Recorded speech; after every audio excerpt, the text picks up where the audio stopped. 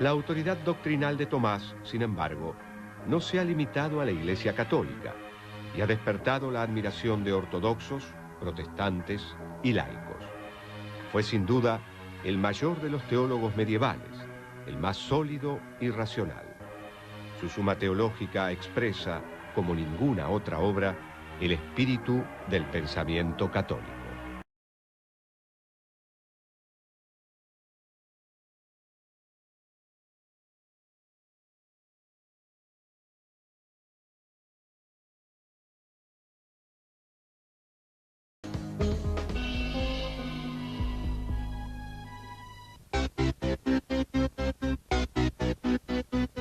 Entre los alumnos que atendían las lecciones de teología del maestro Alberto Magno a mediados del siglo XIII, había uno que llamaba la atención por su corpulencia.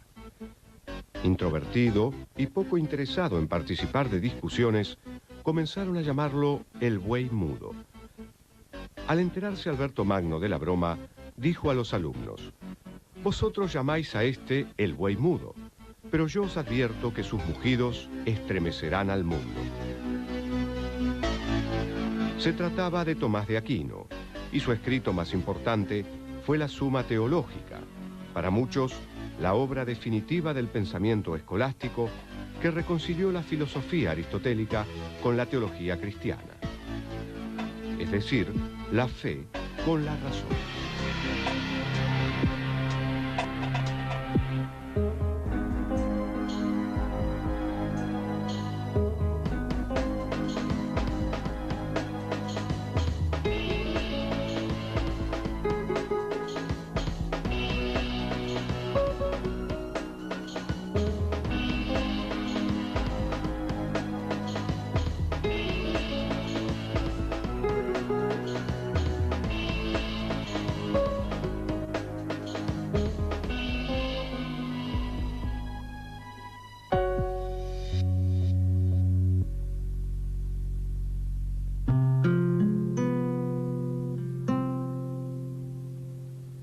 Tomás de Aquino nació en 1225 en Rocaseca, a 125 kilómetros de Roma.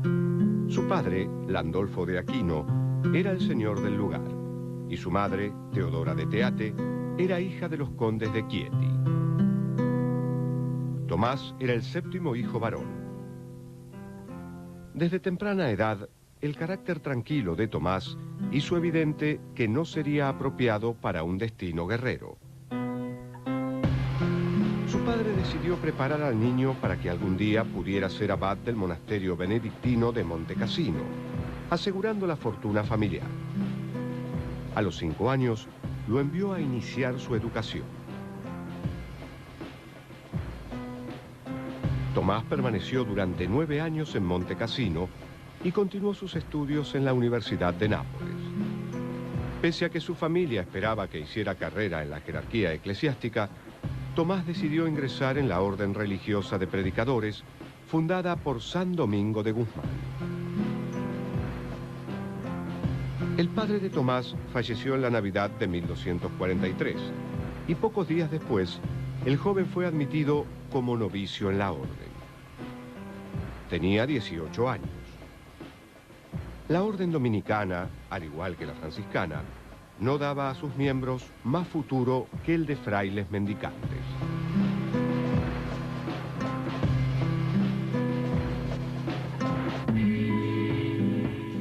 Su madre, no dispuesta a permitir que renunciara a un futuro prestigioso, envió a sus hermanos a secuestrarlo y encerrarlo durante 6 meses en la fortaleza de Rocaseca. Con la complicidad de sus hermanas, Tomás de Aquino se descolgó una noche desde la ventana de sus habitaciones con una suerte de soga formada por sábanas y cortinas anudadas. Frente a los muros de la fortaleza lo esperaba su director espiritual, Fray Juan de San Julián, con 2 caballos. Ambos huyeron de inmediato a Nápoles.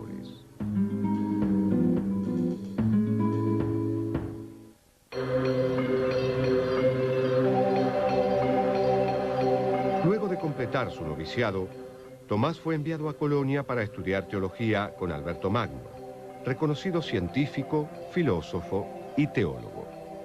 fue precisamente Alberto Magno quien lo inició en el conocimiento de Aristóteles.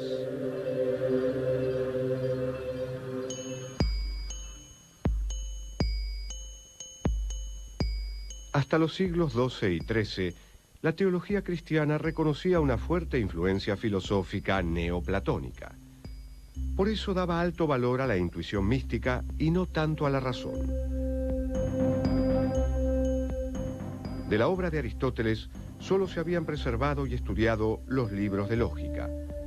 Pero a partir del siglo XII se produjo en el mundo cristiano un redescubrimiento de Aristóteles que revolucionó el pensamiento europeo. Significaba un llamado a la razón y al pensamiento riguroso que echó raíces en las mentes más abiertas de la época, valorando a la razón antes que al sentimiento o a la intuición mística. Alberto Magno fue una de esas mentes abiertas. Su discípulo, Tomás de Aquino, completaría la obra de asimilar la filosofía aristotélica a la teología.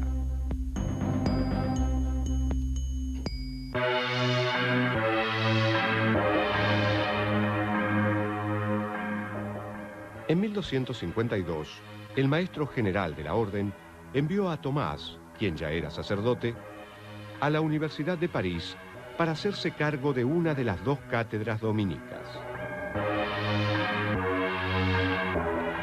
Los franciscanos dictaban una cátedra, los dominicos dos, y el resto eran impartidas por maestros seculares que controlaban el claustro de la universidad.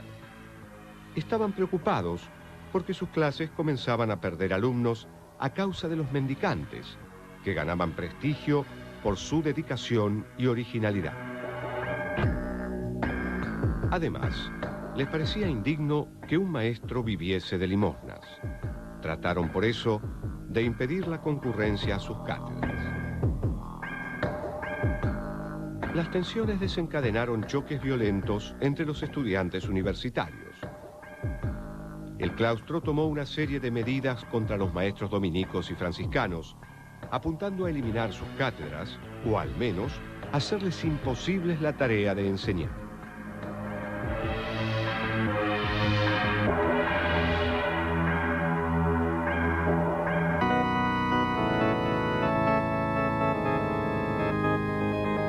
El líder de los maestros seculares, Guillermo de Senamur, hizo difundir un escrito en el que responsabilizaba a los dominicos y franciscanos del malestar de la universidad. También les atribuyó falsamente un libelo injurioso contra el papado que había escrito él mismo. Estas acusaciones fueron refutadas por Buenaventura y Tomás de York por parte de los franciscanos y por Tomás de Aquino por parte de los dominicos.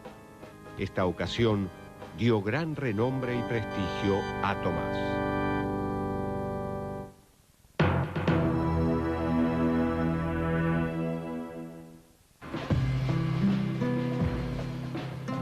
En 1256, el Papa Alejandro IV puso orden en el conflicto e hizo desterrar a Guillermo de Senamur.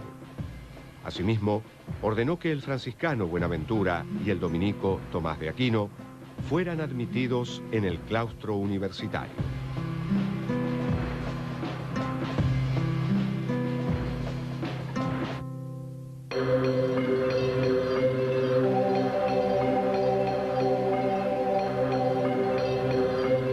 A pesar de la violencia de estos conflictos, Tomás encontró tiempo y tranquilidad espiritual para desplegar una intensa actividad intelectual. Escribió y publicó cuestiones, comentarios bíblicos y filosóficos. Estudió, discutió y terminó el primer libro de la Suma contra Gentiles.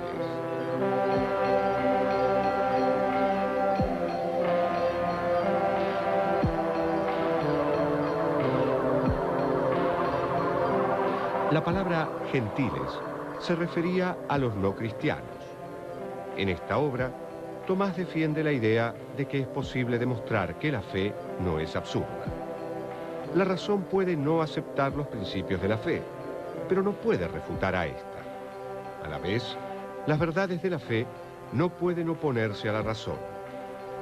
Esta intuición guiará toda la producción de Tomás. Por eso, en la Suma Teológica, dirá: respondemos al que niega un artículo de fe por medio de otro artículo por él admitido.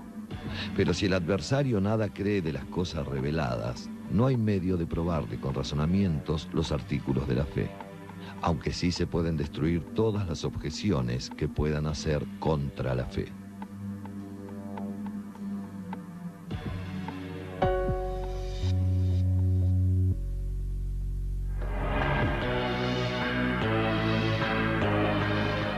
En 1259, Tomás de Aquino fue enviado por la Orden Dominica a Italia y nombrado predicador general en el capítulo de Nápoles.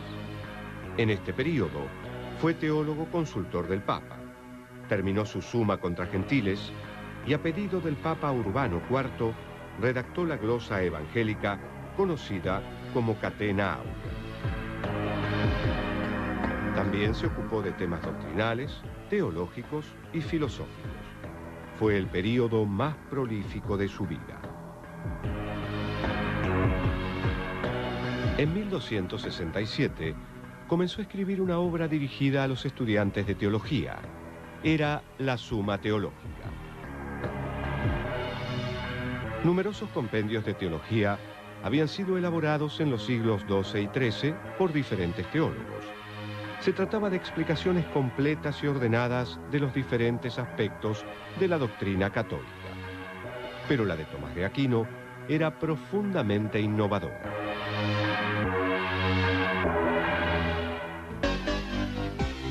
Otros habían centrado la teología en la obra de la redención, en la Iglesia como cuerpo místico de Cristo o en las obras y señales de Dios. Para Tomás, en cambio, la teología, o ciencia sagrada, no se ocupa propiamente más que de Dios mismo, y ve todo lo demás solo en cuanto a manifestaciones de la divinidad. Dios es el tema de la ciencia sagrada. Otro aspecto innovador de la Suma Teológica es su valoración de la razón. La teología, para Tomás, debe explicar con razones la naturaleza de los dogmas de la fe. La Suma pretende inferir a partir de los principios de la fe todo lo que de ellos se deduce.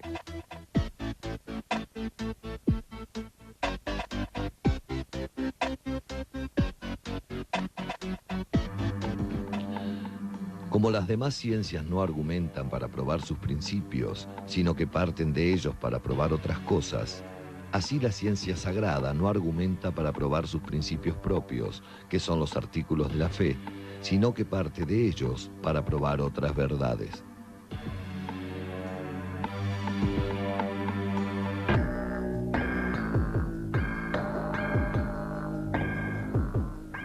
La arquitectura racional de la Suma Teológica es precisa y rigurosa. Cada artículo consta de 4 partes. En la primera sección de cada uno de ellos, Quaestio, se plantea el problema a tratar en forma concisa. En la segunda parte, Disputatio, se exponen los principales argumentos a favor y en contra. En la tercera parte, Responsio, se presenta la solución razonada y justificada. En la cuarta parte, Vera Solutio, Tomás vuelve sobre los argumentos expuestos en la Disputatio para eliminar las razones falsas y afirmar definitivamente la verdadera solución del problema que cada Quaestio plantea.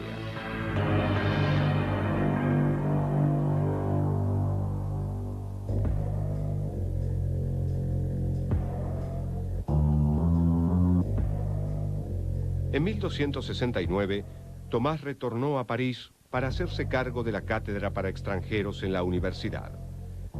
La situación era crítica porque la hostilidad contra los mendicantes había recrudecido, y a ello se sumaba la disputa en torno del aristotelismo.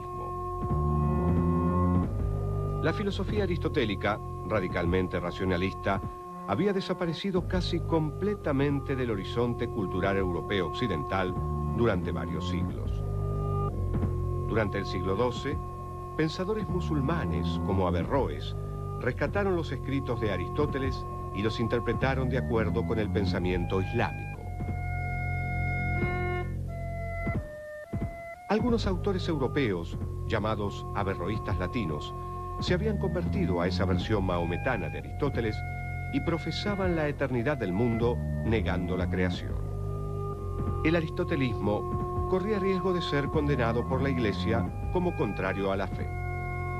Tomás de Aquino conocía la filosofía de Aristóteles y había tratado desde un primer momento de alcanzar una síntesis entre ella y la doctrina cristiana.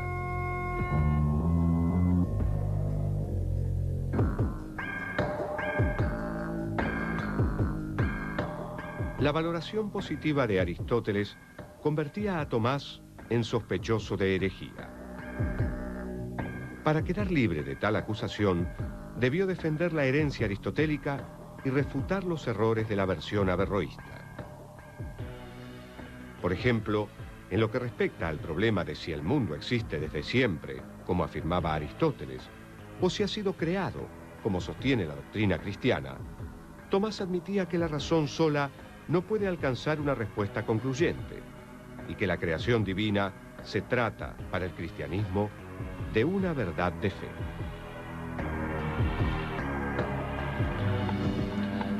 El acto de creer exige adhesión firme a una parte, en lo cual conviene el que cree con el sabio e inteligente.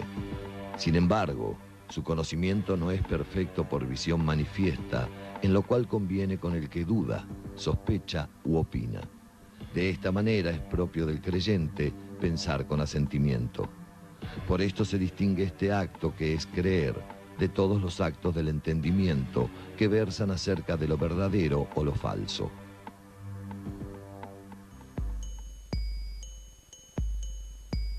Tomás entendía, en definitiva, que no se podía renunciar a Aristóteles, solo cabía corregirlo y depurarlo.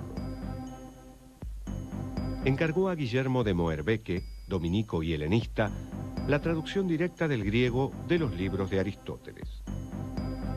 A la vez, acometió la tarea de defender al filósofo, tanto de quienes lo seguían irreflexivamente como de quienes lo rechazaban. No era una tarea sencilla. La Santa Sede prohibió los libros aristotélicos hasta que fuesen corregidos. Los franciscanos se unieron a los seculares en la condena al aristotelismo.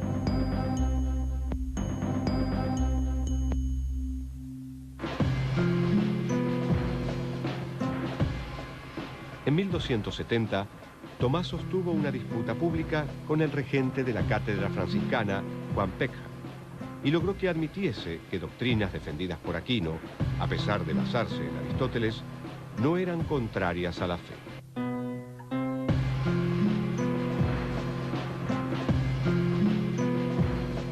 Mientras participaba en estas discusiones, Tomás encontró tiempo para seguir desarrollando una impresionante obra escrita. Además de numerosos opúsculos, comentarios, tratados y cuestiones disputadas, finalizó en 1270 la primera parte de la Suma Teológica y en los 2 años siguientes concluyó la segunda parte.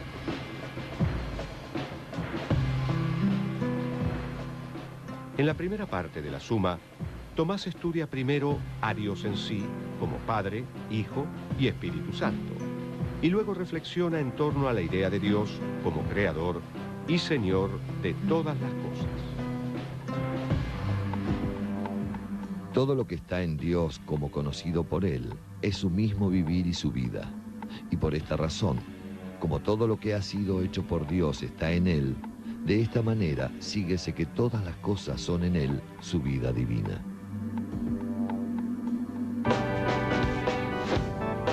Tomás trata de probar racionalmente la existencia de Dios a partir de las cosas creadas. Con gran originalidad, introduce sus famosas 5 vías argumentativas para demostrarlo. La primera vía expresa que todo objeto en movimiento es movido por otro, y así sucesivamente. En esta serie no se puede proceder al infinito, sino que es preciso postular un primer motor inmóvil, Dios. Las otras vías alcanzan respectivamente una causa primera, un ser necesario, una perfección absoluta y un fin último, todos identificables con Dios por analogía. La existencia de Dios, que para nosotros no es evidente por sí, es demostrable para nosotros por los efectos que de él conocemos.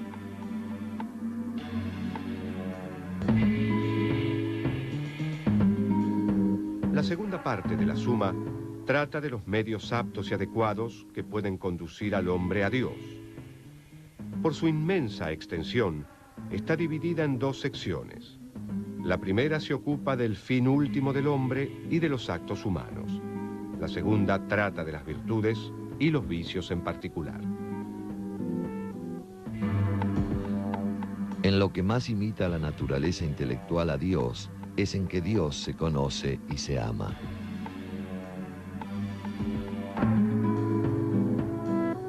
La tercera parte de la Suma Teológica se ocupa de Cristo como camino que conduce a Dios. El hábito mismo de la virtud es el que inclina a amar y desear el bien amado y a alegrarse de él. La virtud no se denomina por el gozo ni por el deseo, sino por el amor, y se llama caridad.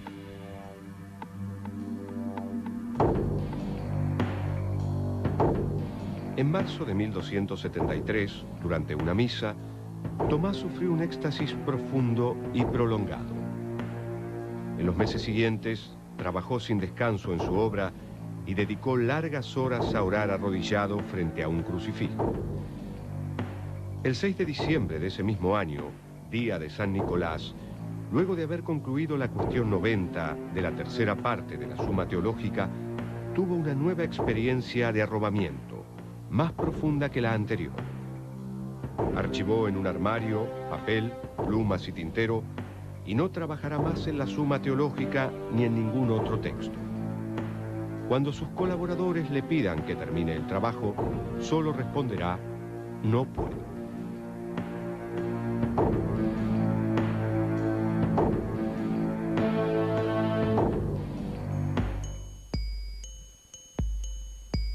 En 1274, Tomás fue enviado al Concilio de León, pero enfermó en el camino y falleció el 7 de marzo en el monasterio de Fossanova. Tenía 49 años. Dejó más de 130 obras entre comentarios, sumas, opúsculos, cuestiones, conferencias y sermones, más de 890 lecciones sobre libros de Aristóteles, más de 1650 lecciones sobre la Sagrada Escritura y alrededor de 3000 artículos sobre las sentencias. Su Suma contra Gentiles consta de 463 capítulos. La Suma Teológica tiene 512 cuestiones y un suplemento que comprenden 2652 artículos en los que aparecen expuestos y resueltos más de 10.000 argumentos.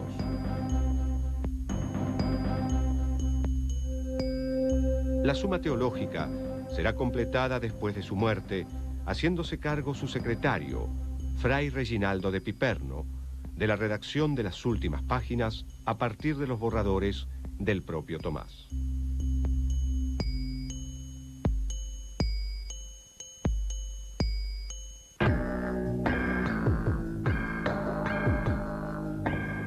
Luego de la muerte de Tomás, los enemigos de la nueva teología no perdieron el tiempo. Se condenaron casi 300 proposiciones aristotélicas, entre ellas varias tomistas. El franciscano Guillermo de la Mare impugnó 108 artículos tomistas. En 1282, el capítulo general de la Orden Franciscana prohibió a sus frailes leer la Suma Teológica de Tomás sin un permiso especial. Los discípulos de Tomás salieron pronto en su defensa. La orden dominica hizo suya la doctrina tomista y actuó severamente contra los frailes predicadores que manifestaran hostilidad contra ella. Finalmente, el Papa Juan XXII, en 1323, procedió a la canonización de Tomás. En 1567, el Papa Pío V ordenó la edición de sus obras completas y lo declaró doctor de la Iglesia.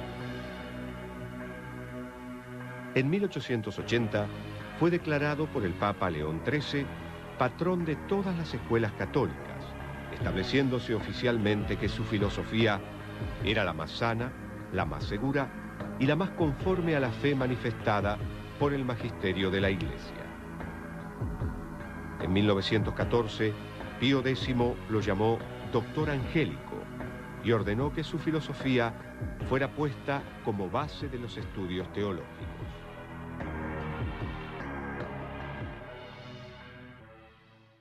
La autoridad doctrinal de Tomás, sin embargo, no se ha limitado a la Iglesia católica y ha despertado la admiración de ortodoxos, protestantes y laicos. Fue sin duda el mayor de los teólogos medievales, el más sólido y racional. Su suma teológica expresa, como ninguna otra obra, el espíritu del pensamiento católico.